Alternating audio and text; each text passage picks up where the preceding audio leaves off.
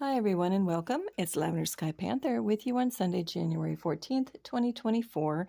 And I'm here with you. We're going to try something a little new today. We're going to do, not completely new, but we're going to do a literal reading from a couple of books, excerpts from Pacific Island Legends, tales from Micronesia, Melanesia, Polynesia, and Australia, and also an excerpt from the Lost Civilization of Lemuria, or it's also called the Lost Island or Civilization of Mu. Interestingly enough, I started with this first book. I do recommend, if you're not familiar with the world of getting used books online, do some research first, look at reviews, make sure they're a legitimate site.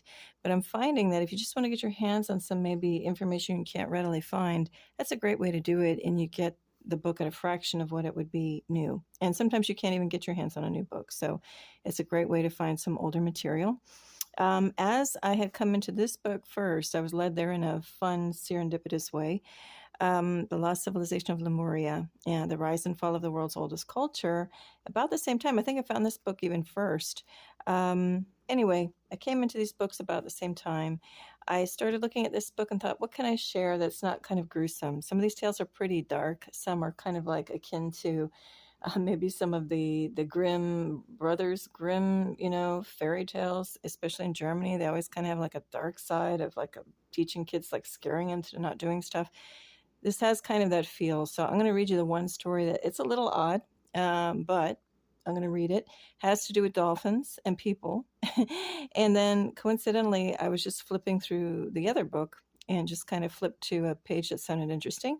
And it also has lore about whale people, specifically orca people, but this time in the area of off the coast of British Columbia, Canada, and Alaska. So we'll get to that next, but we'll do this one first, and then if we have time, I'll pull some cards from this Mermaids and Dolphins deck, and maybe with a little bonus card from the Atlantis deck. And I know we're talking about Pacific Islands is the domain of what was called Lemuria.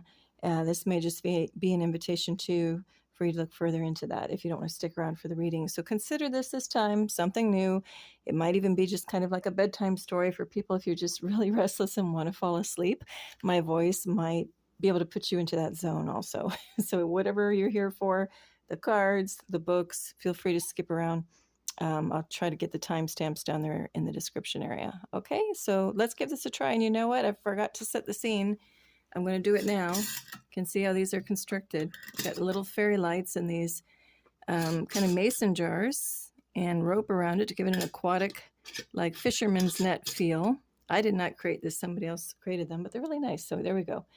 And then the candle burning in the background is lavender and white sage. So let's get into it. So the first story, albeit it's going to be a little odd, but again, it's kind of like the most innocent one out of the group that's not so dark and grim. And I'm not going to zoom in on the print so much, I'm going to just read it, so maybe more or less just focus on the reading part, okay? So this is called The Island of the Dolphin Girls, and some of the pronunciations are going to be in the margins here. So as I read, I'll do my best to get to them and pronounce it right if I can, okay? Otherwise, just bear with me. If you know the proper pronunciations, you can just highlight that in the comment section if I totally miss it, okay? So the Island of the Dolphin Girls. There was once a chief's son named Anunfarung. He was of the Luganfanu clan from Farong near Chuk. He liked to sail with adult men from Losop to Chuk. The ends of the sailing canoe were beautiful, like swans' necks reaching up toward the sky. The navigator was teaching him how to steer the canoe. Soon he would know enough and would become a man like them. He was practicing with the tiller when a group of playful dolphins swam up to the canoe. Ah, but they only appeared to be dolphins. They were really girls. They were quite taken with the chief's son. He's so handsome, they cried to one another. One very bold girl swam straight at the canoe. She leaped up, lashed her strong gray tail, and knocked the boy overboard. The men didn't hear the splash or see the brown legs of the boy disappear into the dark blue water, and because the sea was gentle that day, they didn't even notice that no one was steering the canoe. The boy wasn't frightened. He said a chant to ask his magic powers to show him which direction to swim, north, south, east, or west, but his magic powers didn't answer. Then he said the chant again. His magic told him to dive straight down into the sea. Down, down he swam. Finally, he came to a lush island covered with shady trees and flowers of every color. In the middle of the island was a large pool, clean and deep and inviting. The boy hid in the bushes to see if the pool belonged to anyone. For a long time he waited. Then the dolphins came. They dove from the salt water of the ocean into the clear, fresh water of the pool. The boy stayed hidden in the bushes, watching. A dolphin climbed out of the pool and began taking off her skin. She turned into a beautiful girl. Then all the other dolphins did the same. They threw their skins into a big pile. The boy was full of mischief. When the girls were splashing and laughing, he grabbed a skin. He made sure to grab the skin of the prettiest girl. Later, the girls put their skins back on and once again were dolphins. The prettiest girl looked everywhere but could not find her skin. She ran around and around, looking under every rock, looking up into the trees. She ran her hands down her girl's body over and over as if her precious skin were there. Finally, the other dolphins swam back into the ocean. The poor girl was left all alone. The boy came out from where he had been hiding in the tall grass. "What's the matter?" he asked her. "I lost my skin," she said. Tears spilled down her rosy cheeks. At this, the boy felt such pity, he gave her skin back. "Why did you do that?" she cried.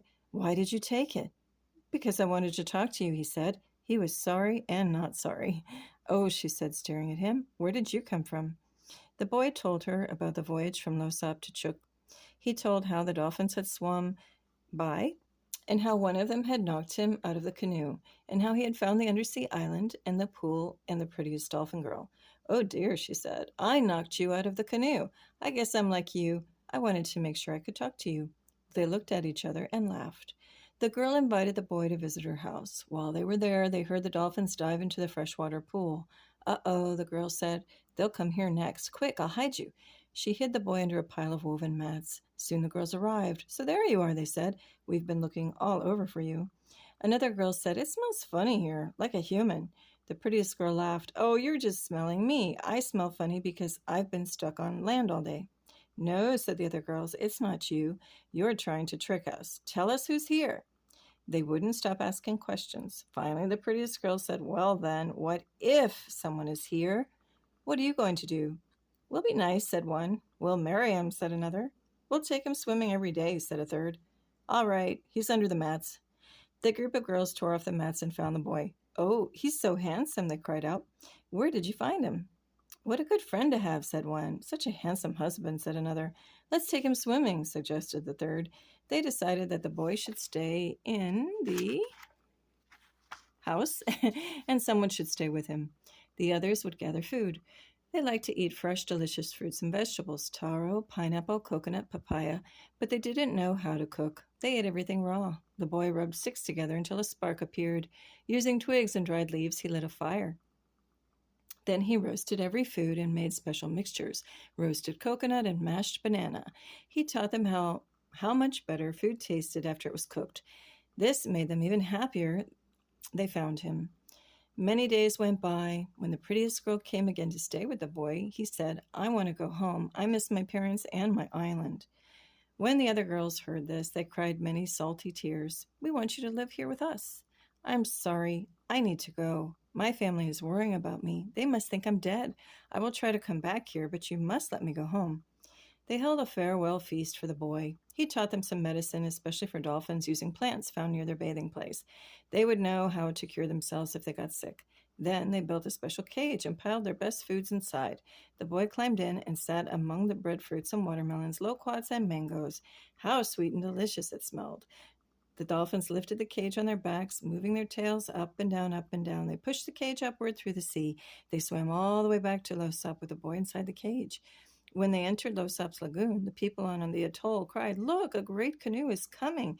The dolphins pushed the cage closer and closer. Finally, the people could see that the canoe was actually a cage. When they saw the chief's son inside, they yelled with joy. The people of Losop were happy that day. Gladly, they accepted the gifts from the dolphin girls, especially the gift of a human life.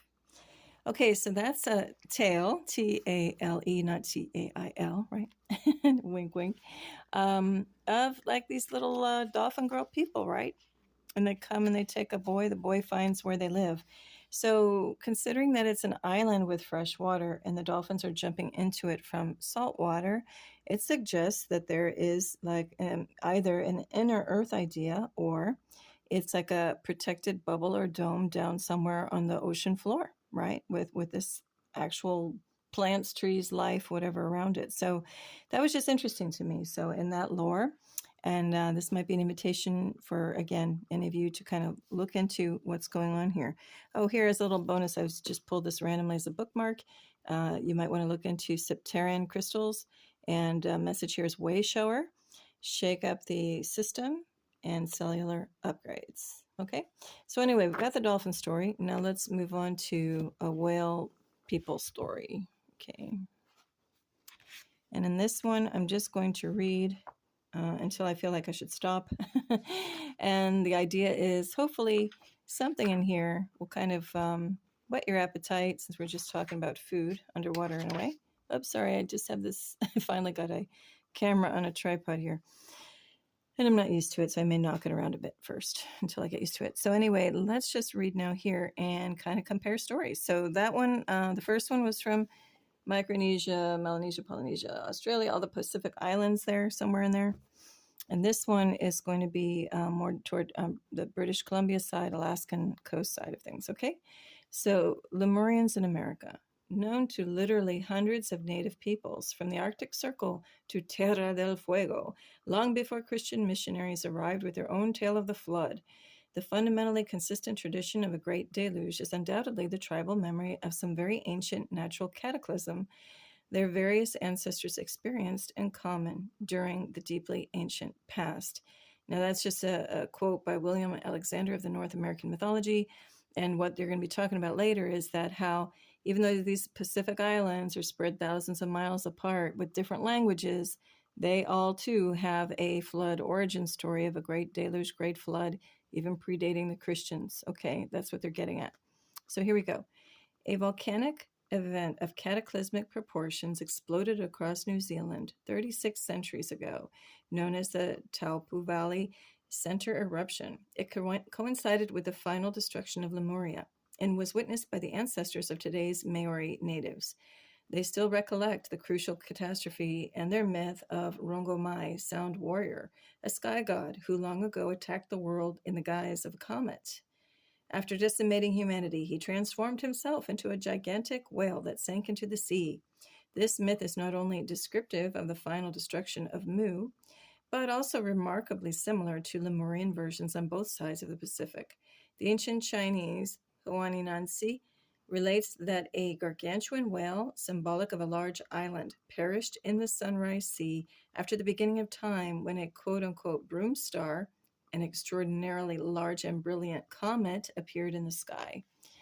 Meanwhile, the Koryak, Kamchadal, and Chukchi Indians of coastal British Columbia recall, give me a minute on this one to pronounce this.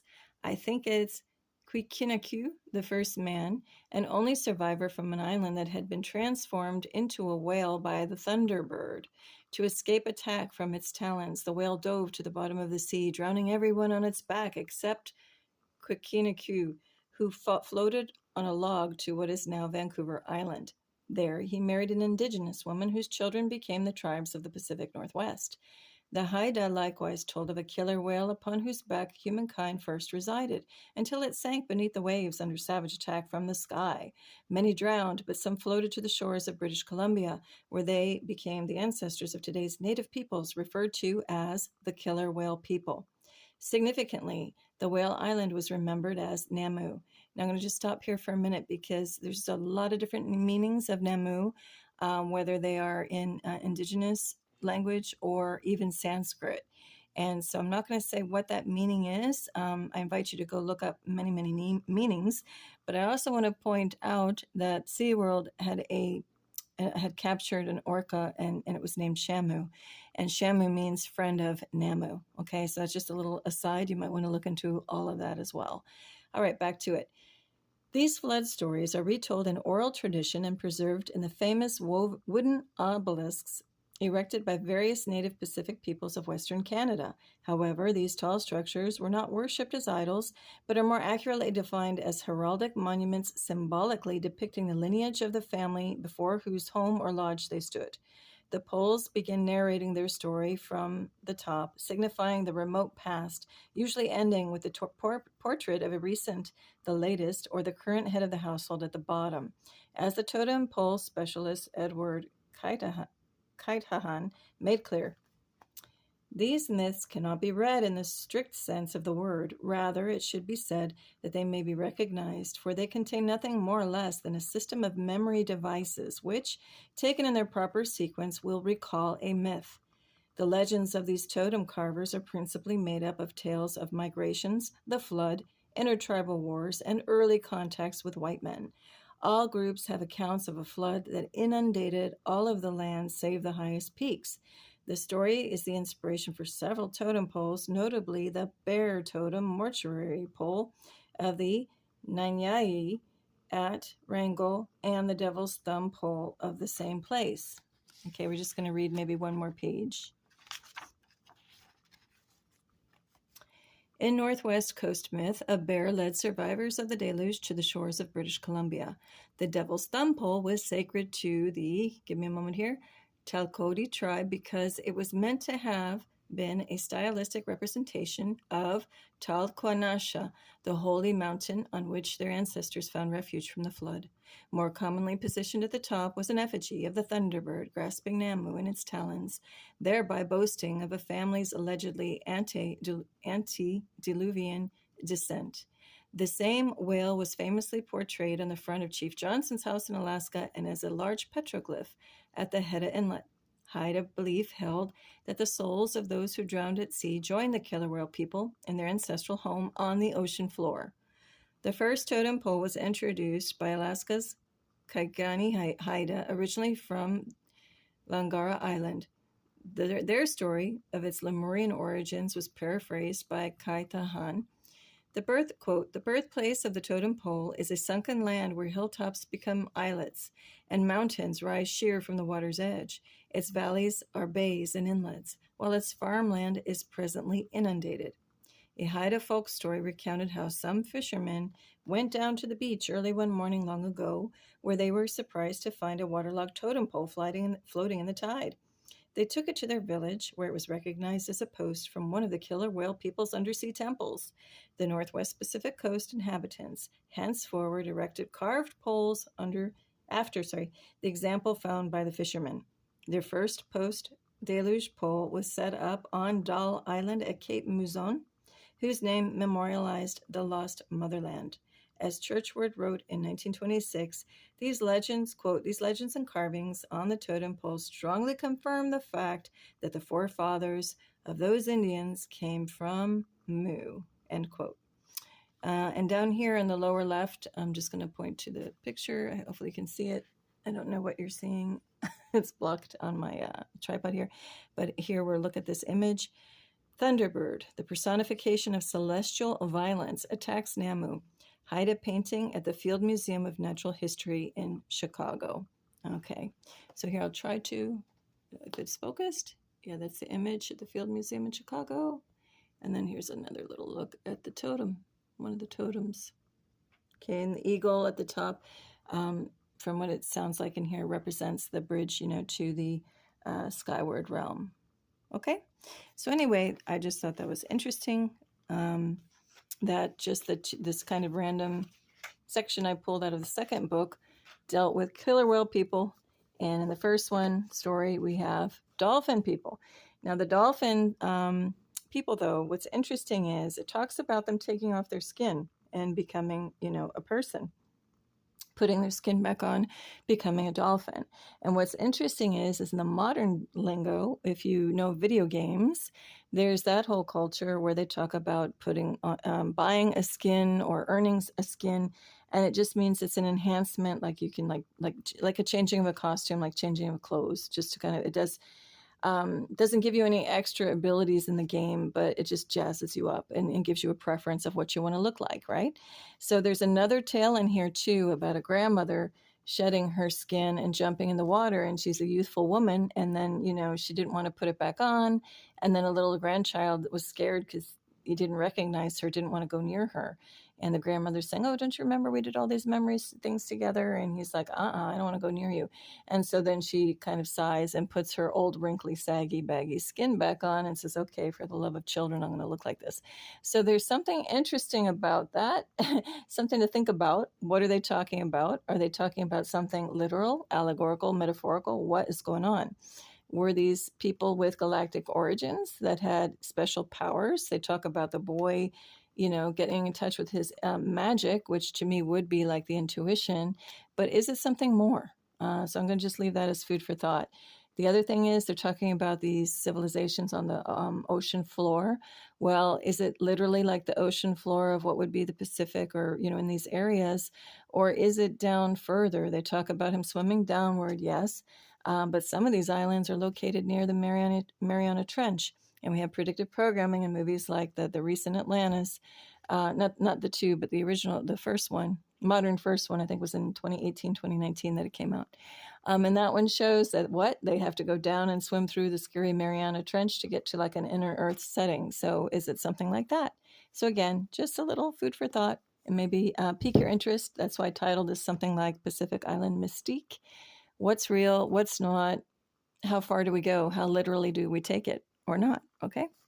All right. And in any case, I would venture to say that lots of these myths and quote unquote myths and legends, there's a lot of truth to them, but just depends on how we're viewing them, or some parts, yes, might be quite literal. So this is an exciting age of what's emerging. What truths have we lost a grip on? And what do we just assume is like fantastical lore, which might actually have some real merit and truth to it. Okay. All right. So now let's go ahead. I think we have some time on my camera left. I hope the battery. Since we talked about dolphin people, the closest thing I have is Mermaids and Dolphins deck.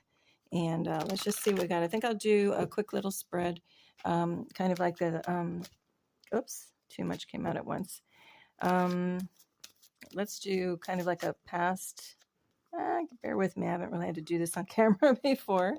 A little self-conscious today, so give me a moment to get used to this. I'm kind of shuffling as I'm sitting behind the tripod, and it's a little disconcerting, so hang on. So we'll kind of do past, present, future, underlying, current, and then we'll do overarching, okay? And let's see if the cards want to jump out for me. I think they do, but again, it's more me getting used to this. So let's hear. Show us what, you know, a group needs to see or hear for future position. Kindly show us. Sorry if this is loud. If you've got earphones on, I should have just given a little disclaimer in case I hit the table. Okay, we'll take this one. And then I'm feeling this one for the top and this for the bottom. All right, so let's give us a whirl and see what we have. We have accept heaven's help. You've prayed for help, so get out of the way and let heaven help you. Okay, I'm going to read that as kind of like past, recent past energies. Simplify your life, eliminate clutter from your home, and work life to balance the flow of, sorry, I didn't read that right. Eliminate clutter from your home and work life to balance the flow of activities. Okay, so we're going to simplify your life, and then future position, self-employment. You're a born entrepreneur, and your business is surrounded by magical opportunities. Okay. And again, this is a very nice vibed, optimistic deck. And then here, I don't know if you'll see it when I put it down on the table. I don't know if I framed the camera correctly. So explore your options. It's time to look at other possibilities. It's a good time to make changes. Okay. Let me see if I can do this without the camera falling down. Give me a moment. We'll try it out here. Okay. I'll rearrange this in a minute. And then overarching would be synchronicity. We've had this card before quite a lot, I think. And it says, your prayers and questions are being answered by synchronistic events. Notice them in order to increase their flow. Okay, synchronicity is at the top. All right. Oh, I'm sorry. That's an example of me not used to this camera stand or tripod. All right. So I don't know that you can really see everything. And again, I'll get this right for next time. I think that's good enough, though. Okay, so just at a glance, we won't overcomplicate this. This is a more simple. I like that it's a very direct deck. But we have accept heaven's help. You've prayed for it, so get out of your way and just be open to receive. As a part of that, great, you've done that. You've kind of made your heart's wish and said what you need help with. So at the same time, eliminate any clutter or anything that is, because that holds energies, that holds past energies, things of where you are not headed. So anything that you can declutter, even if it's just kind of not necessarily throwing it out or donating it, but also just kind of putting it in a cabinet and closing the door where you may not necessarily even see it to kind of, simplify the living and workspace. I would add in there too, then you might also want to add a crystal and put it near, where you're working. To bring up good energies, or light a nice candle with aromatherapy. Put a little incense around too as you're cleaning. Some people have a different view on putting incense in the room. I have it, I put it in the incense holder.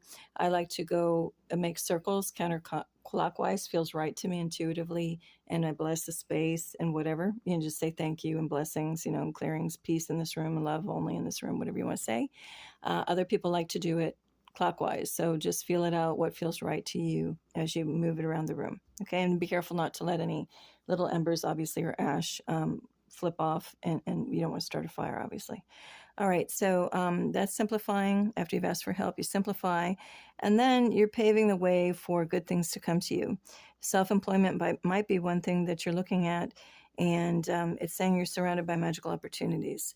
And say you, if you're not having a quote unquote employment now, whether it's self or otherwise, okay, that's pretty straightforward. You're trying to do things, taking action to clear the way to bring in good things into your life, including some kind of employment. Now, if you are already otherwise employed and you're like, well, that's a nice dream. How am I supposed to do self-employment? I'm working 9 to 5 or even like 9 to 9 at night and can't get anywhere. I'm always working, or I'm working several jobs. Well, just carve out even an hour if you can in each of those days, even if you're dragged out tired, and set it aside to doing something creative or some kind of project that would be your dream or wish list. Say you want to open a bakery. Well, then use that time to bake something or experiment with recipes. If you want to write a book, then have that 1 hour and just say, even if I'm dragged out tired, I'm going to sit here and either write something by hand or type something or draw something toward that book. That kind of idea. Okay.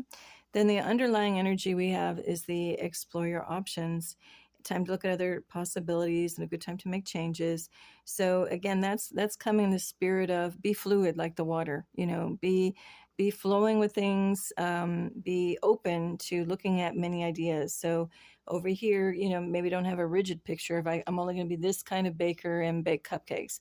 Maybe you explore your options and be open. Hey, maybe I want to make turnovers, like a beef turnover, in Miami they call them pastelitos, right? Or not pastelitos, what do they call them? Empanadas.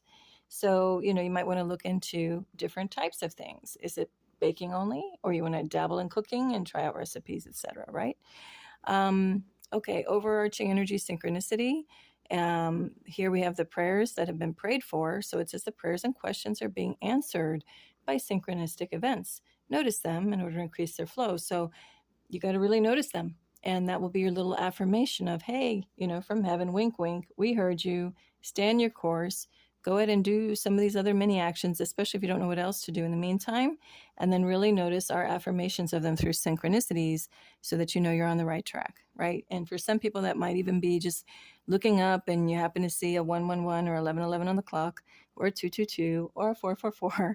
And, definitely look up those meanings of those numbers. Like I always say, check out Google or I don't want to use a brand name. Just do an internet search, and just say Joanne Sacred Scribes angel numbers, and then look up some of those numbers if you're finding synchronistic numbers. Otherwise, you might see coins or flowers, a crystal. You might even want to throw it out there in your mind's eye. Just say, oh, if I see a whatever, a pink colored rock, that's my sign. You also can kind of throw it out there and see if the universe or the synchronicity of the universe, brings that around to you. Okay. Anyhow, that's going to be it for now. Oh, no, it isn't. Okay, so that's just a little simple cross spread, but now we will go ahead and pick a bonus card here from the Atlantis. Even though it's not Lemuria, it's Atlantis deck, but let's just see. This one caught my attention, so here it is. We have, looks like, if I'm not wrong, number 14 or 5, and it's Temperance. And it says, if I can read it from this distance, hang on, patience, moderation, caution, divine timing. And so this is a nice little supplement to our overarching synchronicity. So it's talking about divine timing and having some patience and kind of maybe waiting for these signs to come in. And the more that you get lost in a good way, we're talking about lost civilizations here, right, of Lemuria. Maybe it's a great time to get lost in a good way. Get lost in your activity. You know, if you're going to declutter, just do your nicest job. Maybe even get lost in, this is going to be very punny and cringy, but get lost in music, like the island of Mu that we talked about, or the civilization of Mu, rather, Lemuria, Mu. Get lost in music. Create a playlist. You can do it for free. I know you have to supply an email, but just create an email account if you don't already have one that's just for things like a playlist or things for junk mail that you don't receive, and sign up and then start making a playlist off of something like YouTube or Spotify or any of these other, again, I don't like using brand names, but find a platform maybe and create a whole list, right? And that will help you, motivate you as you clean and declutter. At least you may need that. I need that for sure. Because sometimes clutter can be a little overwhelming, especially if you're clearing a loved one's things, if they've passed, or if there's a move involved, and you know that you really need to eliminate a good percentage of all of your stuff. Anyway, music might help simplify things and help the process, right? Okay, well, that's it for now. I wish all of you a beautiful evening, or whenever you see this, and tremendous peace and love to you. Lavender Sky Panther. Bye.